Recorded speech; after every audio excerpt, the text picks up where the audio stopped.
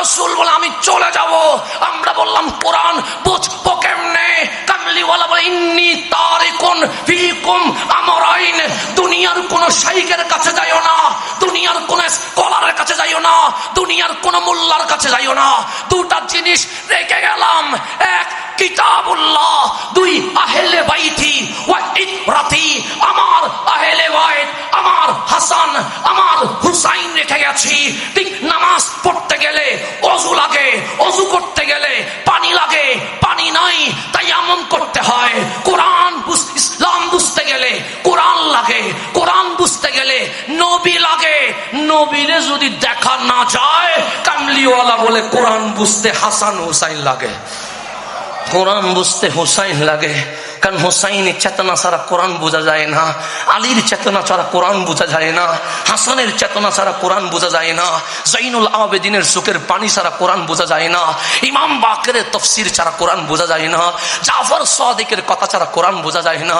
সেই জন্য আমাদের ইমাম যিনি, ওনার নাম ইমামে আজম আবু হানিফা, নাম তার নোমান বিন সাবেদ। 8 জন সাহাবীর কদমে বসেছেন। কত দামি ছিলেন তিনি, সাহাবী থেকে ইসলাম শিখেছেন। ওনার জীবনী পড়লাম, 4000 শিক্ষক থেকে উনি ইসলাম শিখেছেন, ঈমান শিখেছেন, আকীদা শিখেছেন, ফিকহ শিখেছেন, ফতোয়া শিখেছেন, সমস্ত কিছু শিখেছেন। কয় হাজার? 4000। কিন্তু নোমান বিন সাবেদ বলছেন, লাউলা সানাতান লাহালাকান নোমান, যদি আমার 2 বছর না হইতো আমি নোমান ধ্বংস হয়ে যাইতাম। আমি কখনো ইমামে আজম হইতে পারতাম না, আমি কখনো আবু হানিফা হইতে পারতাম না, আমি বিশ্বের কখনো ইমাম হইতে পারতাম না। ইমামে আজম শুধু 2 বছর, এই 2 বছর কি করলেন? 1 বছর হুসাইনের আওলাদ ইমাম বাকেরের গোলামি করছি, আর 1 বছর হুসাইনের আওলাদ জাফর সাদিকের গোলামি করছি। 2 আওলাদের রাসূলের গোলামিয়ত আমাকে ইমামে আজম বানিয়ে দিয়েছে।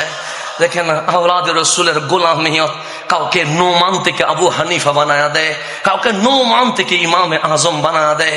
সেজন্য উনি বলেছেন লাউলা সানাতান লাহালাকান নোমান।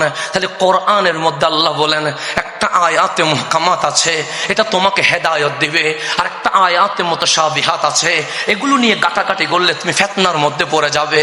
আজকে সোনার বাংলাদেশে মুসলমান নবীর শানে বেয়াদবি করে আয়াতে মুতাশাবিহাত দিয়ে, মুসলমান সাহাবীর শানে বেয়াদবি করে আয়াতে মুতাশাবিহাত দিয়ে, মুসলমান আহলে বাইতের শানে বেয়াদবি করে আয়াতে মুতাশাবিহাত দিয়ে। আল্লাহ বলে না না না, ওদের কাছে যাস না। কেন? বলছে যাদের কাছে এলমে পরিপূর্ণ তারা কখনো এগুলা করে না। তো মাওলা এই কোরআন নিয়ে যারা ফিতনা করছে তাদের থেকে বাঁচবো কেমনে? আল্লাহ বলে নবীর কাছে যাও। আমার নবী বলে চোখ যদি আমারে না দেখে আমার হুসাইনের কাছে চলে যাও। হুসাইনু মিন্নি ওয়া আনা মিনাল হুসাইন, হুসাইন আমার থেকে, আমি নবী হুসাইন থেকে।